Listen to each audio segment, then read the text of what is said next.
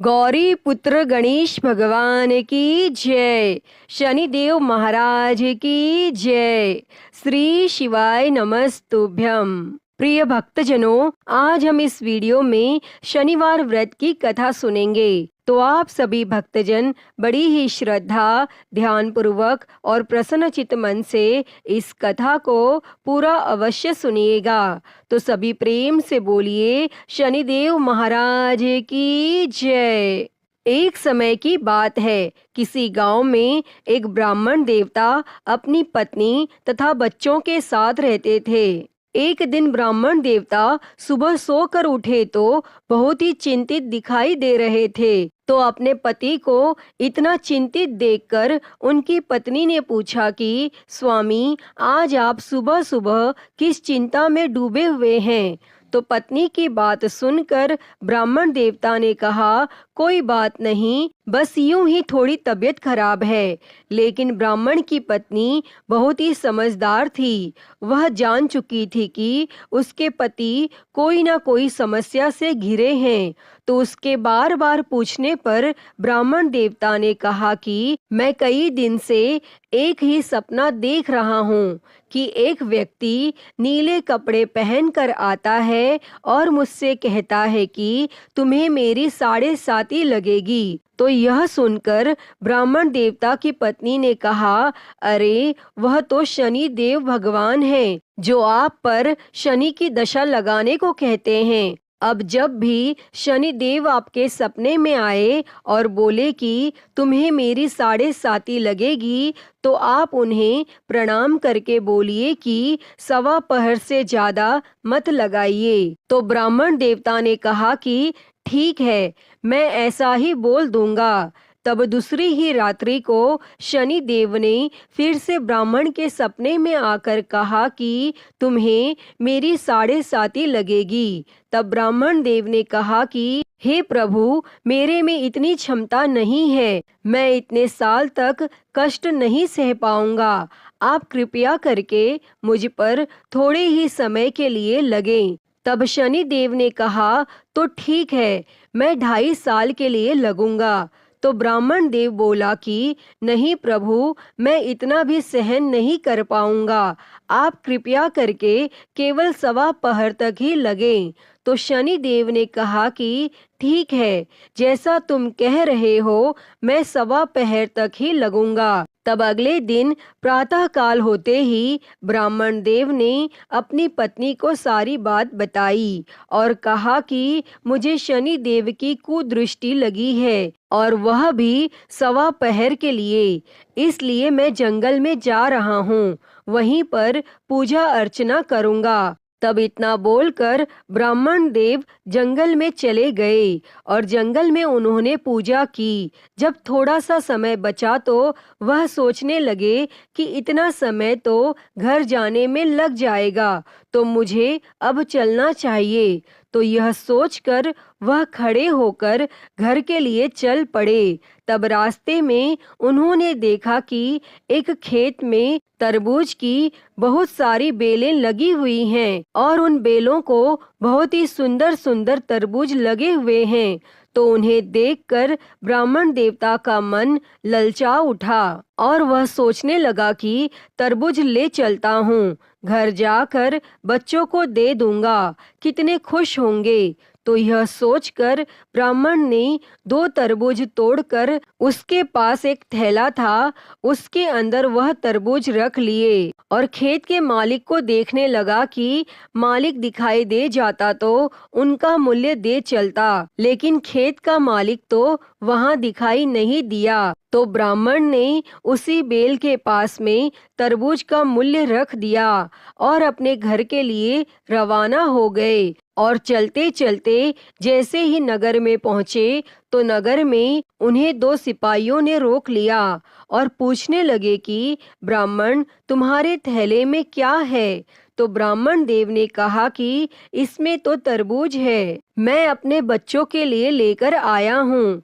तो सैनिकों को भरोसा नहीं हुआ, तो वह कहने लगे कि खोल कर दिखाओ। तो ब्राह्मण देव ने जैसे ही थैला खोला तब देखा कि उसके अंदर तो नगर के राजा के दोनों बेटों के सिर कटे हुए हैं। तब यह देखते ही सैनिकों ने ब्राह्मण को बंदी बनाया और राजा के पास ले गए और बोले कि महाराज, इस ब्राह्मण ने आपके पुत्रों की हत्या कर दी है और उनके सिर अपने थैले में छुपा रखे हैं।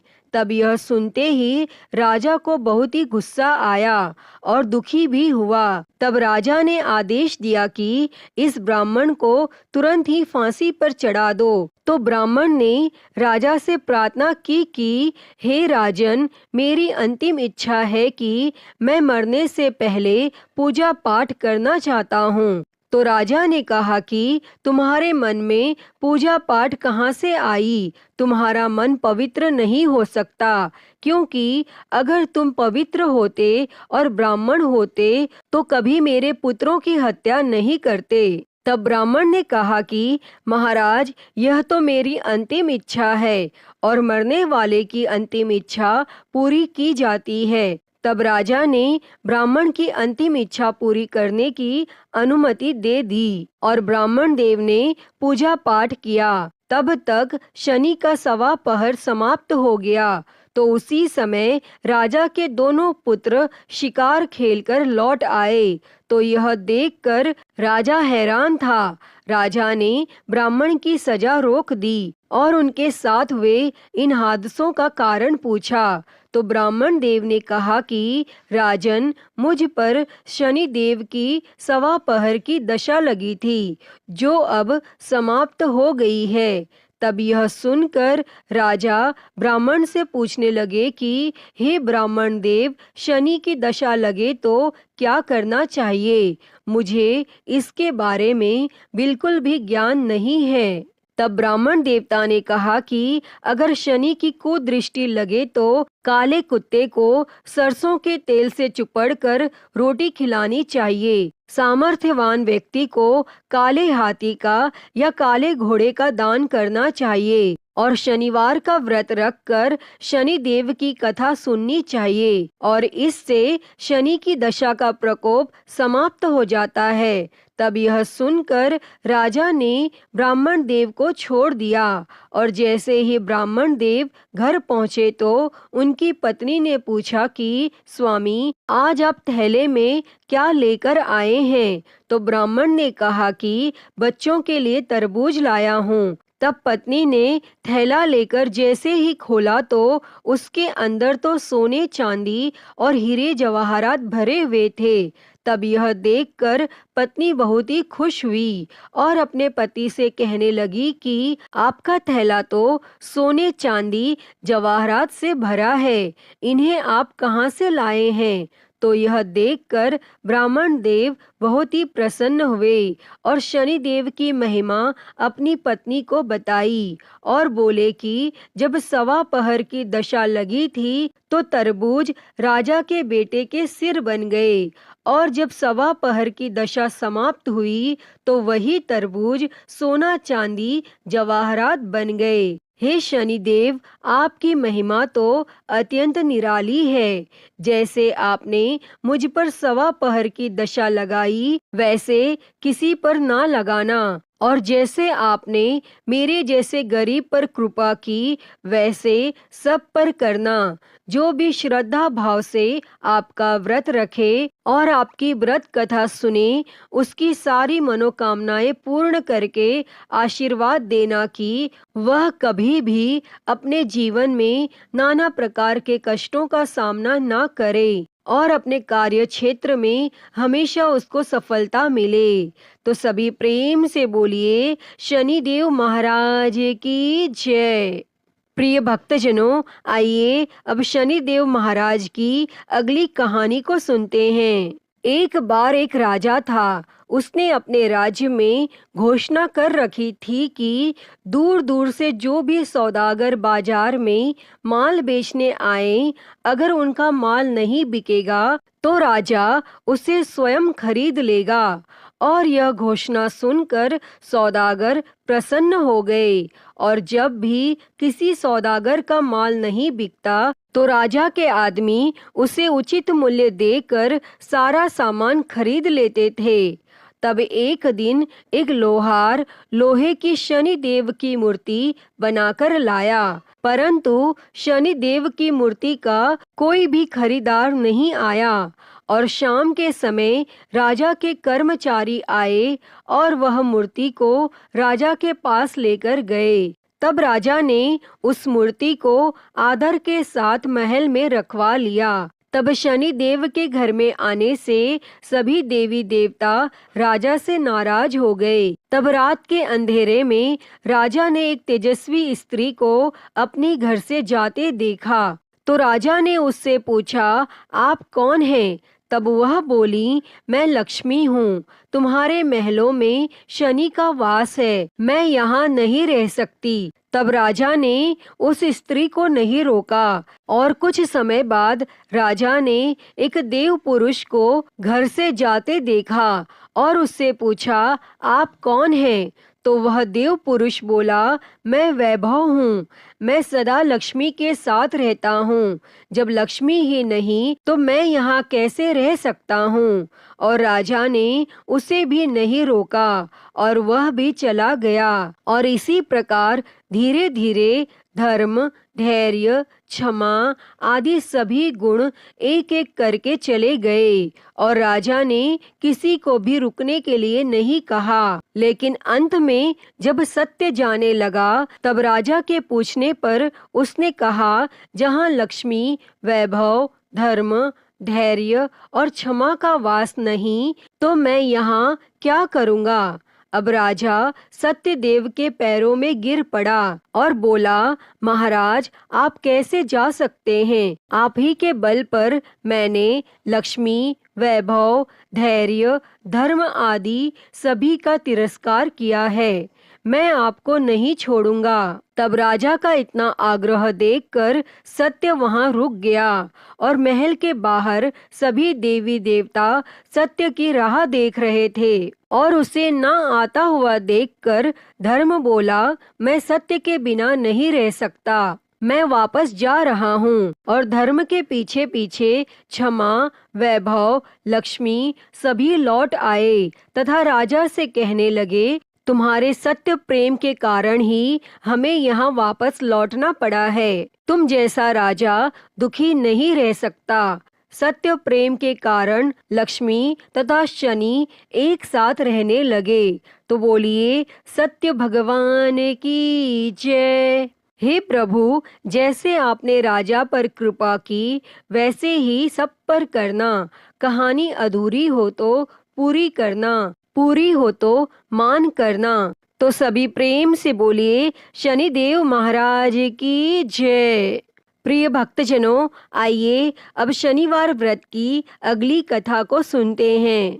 एक समय स्वर्गलोक में इस बात पर विवाद छिड़ गया कि 9 ग्रहों में से सबसे बड़ा कौन है। यह विवाद इतना आगे चला गया कि यह एक युद्ध की स्थिति बन गई। इस बात के निष्कर्ष पर पहुंचने के लिए सभी देवता देवराज इंद्र के पास पहुंच गए और उन्होंने कहा, हे देवराज, अब आप ही निर्णय करें कि हम सब में सबसे बड़ा कौन है। देवताओं द्वारा पूछे गए इस सवाल से देवराज इंद्र उलझन में पड़ गए। तब इंद्र देव ने कहा कि मैं इस प्रश्न का उत्तर नहीं दे सकता हूँ, मैं असमर्थ हूँ। इस सवाल का जवाब पाने के लिए वह सभी पृथ्वी लोक में उज्जैनी नगरी के राजा विक्रमादित्य के पास गए। तब राजा विक्रमादित्य के महल पहुंचकर सभी देवताओं ने प्रश्न किया। इस पर राजा विक्रमादित्य भी असमंजस में पड़ गए। वो सोच रहे थे कि सभी के पास अपनी अपनी शक्तियां हैं जिसके चलते वो महान हैं। अगर किसी को छोटा या बड़ा कहा गया तो उन्हें क्रोध के कारण काफी हानि हो सकती है। इसी बीच राजा को एक तरीका सूझा। उन्होंने 9 तरह की धातु बनवाई जिसमें स्वर्ण, रजत, कांसा, ताम्र, सीसा, रांगा, जस्ता, अभ्रक वह लोहे शामिल थे। तब राजा ने सभी धातुओं को एक एक आसन के पीछे रख दिया और इसके बाद उन्होंने सभी देवताओं को सिंहासन पर बैठने के लिए कहा। तब धातुओं के गुणों के अनुसार सभी आसनों को एक दूसरे के पीछे रखवा कर उन्होंने देवताओं को अपने अपने सिंहासन पर बैठने को कहा। और जब सभी देवताओं ने अपना अपना आसन ग्रहण कर लिया, तब राजा विक्रमादित्य ने कहा, इस बात का निर्णय हो चुका है, जो सबसे पहले सिंहासन पर बैठा है वही बड़ा है। यह देखकर शनि देवता बहुत नाराज हुए। उन्होंने कहा, राजा विक्रमादित्य, यह मेरा अपमान है। तुमने मुझे सबसे पीछे बिठाया है। मैं तुम्हारा विनाश कर दूंगा। तुम मेरी शक्तियों को नहीं जानते हो। तब शनि देव ने कहा, एक राशि पर सूर्य 1 महीने, चंद्रमा 2.25 महीने, मंगल 1.5 महीने, बुध और शुक्र 1 महीने, बृहस्पति 13 महीने रहते हैं, लेकिन मैं किसी भी राशि पर 7.5 वर्ष रहता हूँ। मैंने अपने प्रकोप से बड़े बड़े देवताओं को पीड़ित किया है। वो मेरा ही प्रकोप था कि भगवान राम को वन में जाकर रहना पड़ा था, क्योंकि उन पर 7.5 थी, और रावण की मृत्यु भी इसी कारण हुई। अब तू भी मेरे प्रकोप से नहीं बच पाएगा। और शनि देव ने बेहद क्रोध में वहां से विदा ली और वहीं बाकी देवता खुशी खुशी वहां से चले गए। इसके बाद सब कुछ सामान्य ही चलता रहा। राजा विक्रमादित्य पहले की ही तरह न्याय करते रहे। दिन ऐसे ही बीतते रहे, लेकिन शनि देव अपना अपमान नहीं भूले। एक दिन शनि देव बदला लेने के लिए घोड़े के व्यापारी के रूप में राज्य पहुंचे। जब राजा विक्रमादित्य को इस बात का पता चला तो उन्होंने अपने अश्वपाल को कुछ घोड़े खरीदने के लिए भेजा। जब अश्वपाल लौट आया और राजा को बताया कि घोड़े बेहद कीमती हैं, तब राजा ने खुद जाकर एक सुंदर और शक्तिशाली घोड़ा पसंद किया और उसकी चाल देखने के लिए घोड़े पर सवार हो गए। जैसे ही राजा विक्रमादित्य घोड़े पर बैठे, वैसे ही घोड़ा बिजली की रफ्तार में दौड़ पड़ा। घोड़ा राजा को एक जंगल ले गया और वहां जाकर राजा को नीचे गिरा दिया और फिर कहीं वह गायब हो गया। तब राज्य का रास्ता ढूंढने के लिए राजा जंगल में भटकने लगा, लेकिन उसे कोई रास्ता नहीं मिला। और कुछ समय बाद उसे एक चरवाहा मिला और भूख प्यास से परेशान उस राजा ने चरवाहे से पानी मांगा। चरवाहे ने उसे पानी दिया और राजा ने उसे अपनी एक अंगूठी दे दी। तब रास्ता पूछकर राजा जंगल से निकल गया और पास में ही मौजूद एक नगर में पहुंच गया और एक सेठ की दुकान पर राजा ने कुछ आराम के लिए रुका और वहां सेठ से बातचीत करते हुए उसने बताया कि वह उज्जैनी नगरी से आया है। तब राजा कुछ देर तक उस दुकान पर बैठा। जितनी देर वो वहां बैठा, सेठ जी की काफी बिक्री हो गई। तब सेठ ने खुद को बहुत भाग्यवान समझा और सेठ ने राजा को अपने घर खाने पर आमंत्रित किया। और सेठ के घर में एक खूंटी पर सोने का हार लटका था और उसी कमरे में वह राजा को छोड़कर चला गया और कुछ समय बाद खूंटी उस सोने के हार को निगल गई।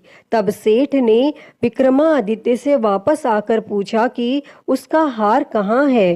तब राजा ने उसे हार गायब होने की बात बताई। इस पर सेठ ने क्रोधित होकर चोरी करने के अपराध में विक्रमादित्य के हाथ पांव काटने का आदेश दे दिया। तब राजा विक्रमादित्य के हाथ पांव काटकर उसे नगर की सड़क पर छोड़ दिया गया। फिर कुछ समय बाद विक्रमादित्य को एक तेली अपने साथ ले गया। तेली ने उसे अपने कोल्हू पर बैठा दिया। वह पूरा दिन बैलों को आवाज देकर हाँकता था और विक्रमादित्य का जीवन इसी तरह यापन होता रहा। और उस पर शनि की 7.5 थी, जिसके खत्म होने पर वर्षा ऋतु शुरू हुई। एक दिन राजा मेघ मल्हार गा रहा था। उसी समय उस नगर के राजा की बेटी राजकुमारी मोहिनी ने उसकी आवाज सुनी।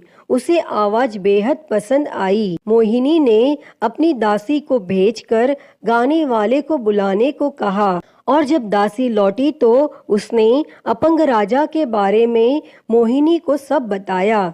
लेकिन राजकुमारी उसके मेघ मल्हार पर मोहित हो चुकी थी और अपंग होने के बाद भी वह राजा से विवाह करने के लिए मान गई। जब मोहिनी के माता पिता को इस बात का पता चला तो वो हैरान रह गए।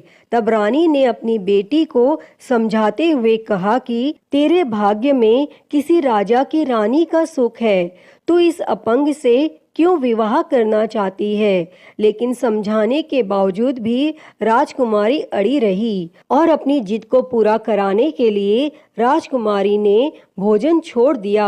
तब अपनी बेटी की खुशी के लिए राजा रानी अपंग विक्रमादित्य से मोहिनी का विवाह कराने के लिए तैयार हो गए और दोनों का विवाह हुआ और वह तेली के घर रहने लगे। और उसी दिन विक्रमादित्य के सपने में शनि देव आए। उन्होंने कहा कि देखा तूने मेरा प्रकोप। तब राजा ने शनि देव से उसे क्षमा करने को कहा और उन्होंने कहा कि जितना दुख आपने मुझे दिया है उतना किसी और को मत देना। तब इस पर शनि देव ने कहा, राजा मैं तुम्हारी प्रार्थना स्वीकार करता हूँ।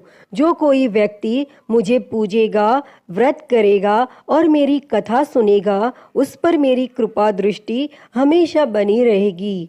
सुबह जब राजा विक्रमादित्य की नींद खुली तो उसने देखा कि उसके हाथ पांव वापस आ गए हैं और उन्होंने मन ही मन में शनि देव को नमन किया।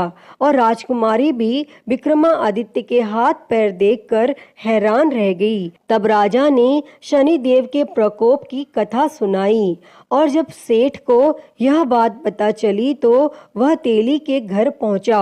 उसने राजा विक्रमादित्य से उनके पैरों में गिरकर माफी मांगी।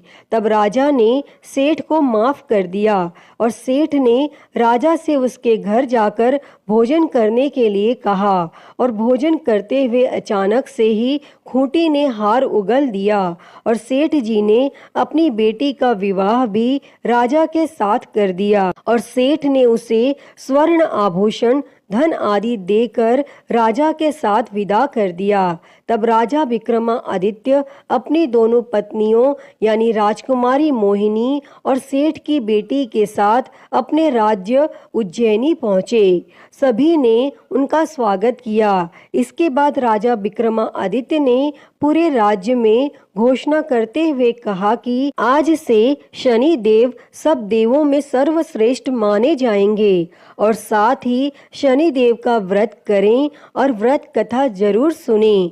यह देखकर शनि देव बहुत खुश हुए। व्रत करने और व्रत कथा सुनने से शनि देव की कृपा रहने लगी और लोग आनंद पूर्वक रहने लगे। अतः हे शनि देव जी, जैसी कृपा आपने राजा विक्रमादित्य पर की वैसी ही कृपा इस कथा को कहते, सुनते और हुंकारा भरते पर करना। तो बोलिए शनि महाराज की जय, नवग्रह देवताओं की जय। प्रिय भक्तों, तो मैं उम्मीद करती हूँ कि आपको यह कथा पसंद आई होगी और अगर वीडियो अच्छी लगी हो तो इसे लाइक करें, ज़्यादा से ज़्यादा शेयर करें और कमेंट में शनिदेव की जय लिखना ना भूलें और हरिहर भक्ति चैनल को सब्सक्राइब कर नोटिफिकेशन बेल को ज़रूर ऑन कर लें। हर हर महादेव। धन्यवाद।